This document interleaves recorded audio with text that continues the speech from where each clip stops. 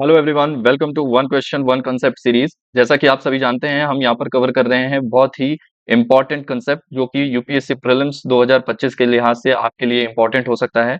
इसी कड़ी पे अभी रिसेंटली आज के ही न्यूज़पेपर पे एक पोस्ट आई है, एक एडिटोरियल आया है जहाँ पे डेप्यूटी स्पीकर के रोल के बारे में बात की गई है। क्योंकि हम जानते हैं कि सिंस 2019 डेप्यूटी स्पीकर का पोस्ट लोकसभा में खाली है। यहाँ पे कोई किसी भी डेप्यूटी स्पीकर की को सेलेक्ट इलेक्ट नहीं किया गया है। अब इस वीडियो में हम जानेंगे कि डेप्यूटी स्पीकर क्या होते हैं, कौन होते हैं और डेप्यूटी स्पीकर का रोल क्या होता है, उनकी इंपॉर्टेंस के बारे में जानते हैं। साथ ही में ये देखेंगे कि प्रीवियस ईयर में कौन से क्वेश्चंस डेप्यूटी स्पीकर से डायरेक्टली या इनडायरेक्टली पूछे गए थे यूपीएससी में। तो चलिए शुरू करते हैं। ये क्वेश्चन प्रीवियसली यूपीएससी एग्जाम में पूछा गया है, पहले आप इसको देखो। With reference to deputy speaker of Lok Sabha consider the following statement.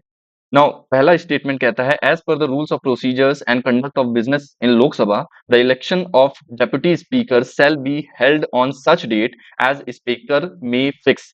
Second कहता है, there is a mandatory provision that the election of candidate as deputy speaker of lok sabha shall be from either the majority party or the opposition party. Now third one says that the deputy speaker has the same power as speaker when presiding over a sitting of the house.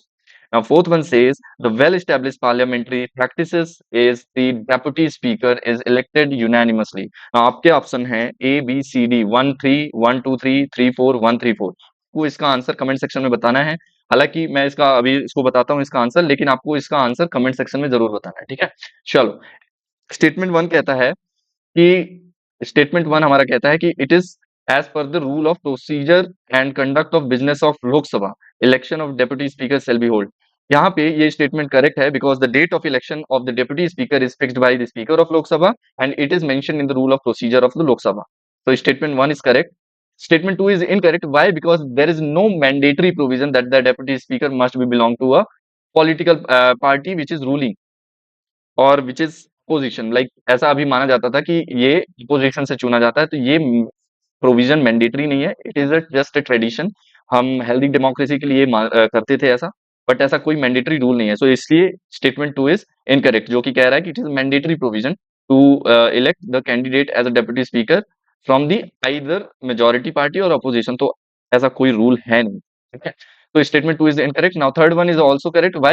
Because when presiding officer is deputy speaker, then he has all the powers same as the speaker of the Lok Sabha. And fourth one is also correct. Why?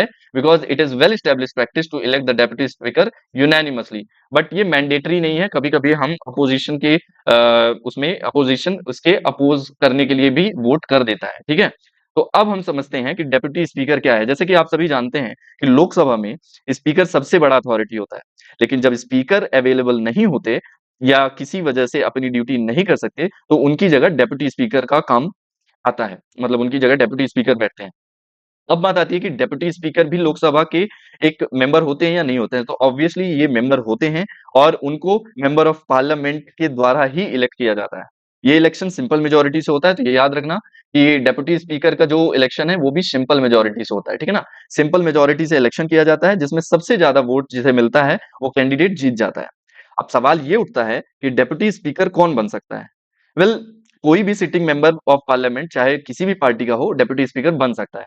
Traditionally एक healthy democracy maintain करने के लिए ये ruling party और opposition के बीच balance बनाने के लिए एक ऐसा ट्रेडिशन बनाया गया, कन्वेंशन बनाया गया था कि डेप्यूटी स्पीकर हमेशा अपोजिशन पार्टी से होगा।